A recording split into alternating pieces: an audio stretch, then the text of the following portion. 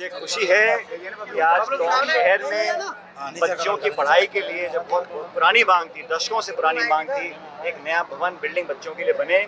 4.5 करोड़ की लागत से एक नया बिल्डिंग का निर्माण यहाँ पर हुआ है।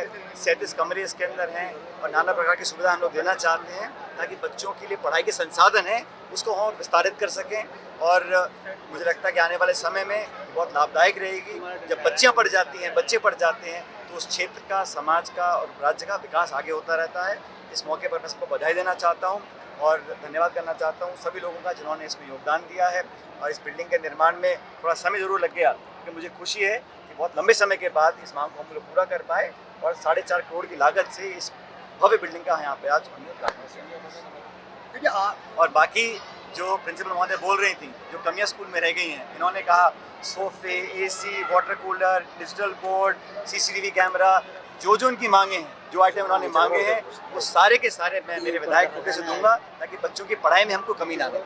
देखिए, कठुआ में आतंकी हमला हुआ है, क्या कहेंगे? 5 जवान फिर शहीद हुए। मैं इस आतंकी हमले की कठोर शब्दों में निंदा करता हूँ। ये कायरता का परिचय है। हमारे नौजवानों के ऊपर घात लगाकर हमला किया गया, हमने रिस्पॉन्ड भी किया, लेकिन इस प्रकार की घटनाएं लगातार बढ़ रही हैं, चिंता का विषय है।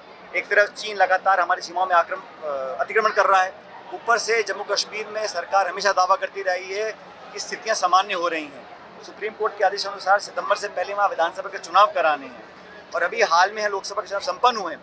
बावजूद उसके लगातार एक के बाद एक, कभी श्रद्धालुओं के ऊपर, कभी सैनिकों के ऊपर, कभी नागरिकों के ऊपर हमले हो रहे हैं। ये बहुत गहर चिंता का विषय है। सरकार को स्पष्टीकरण करना चाहिए कि लगातार लॉ एंड ऑर्डर जो है जम्मू कश्मीर का, वो बिगड़ता क्यों जा रहा है।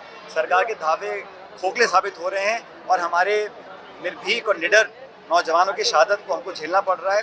उनके परिजनों को मैं साधुवाद देता हूँ, श्रद्धांजलि अर्पित करता हूँ और उम्मीद करता हूँ कि सरकार ठोस कदम उठाए।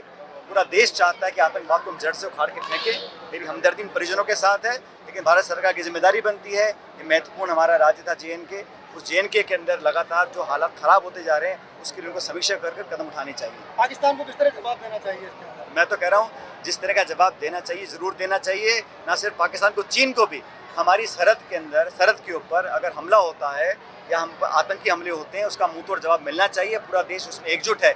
अगर कहीं कमियां हैं, इंटेलिजेंस फेलियर है या कोई और प्रशासनिक कमी है, उसको सरकार को अपनी आत्मचिंतन करना चाहिए ताकि समाधान ढूंढ सकें। देश का बजट आने वाला है, क्या उम्मीद कर रहे हैं? अब तक जो अंतरिम बजट था उसकी घोषणाएं पूरी नहीं कर पाए। जो हमारे सरकार के लास्ट ईयर में हम लोगों ने घोषणाएं करी थी उसको भी पूरा इम्प्लीमेंट नहीं कर सके हैं। तो उम्मीद मुझे तो बहुत कम है, बाकी कल देखते हैं बजट में क्या घोषणाएं होती हैं।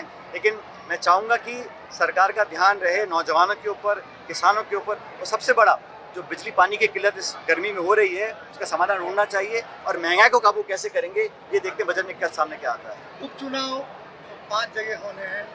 देवरी उनियारा विधानसभा क्षेत्र, जहाँ हरीश मीणा सांसद बन गए।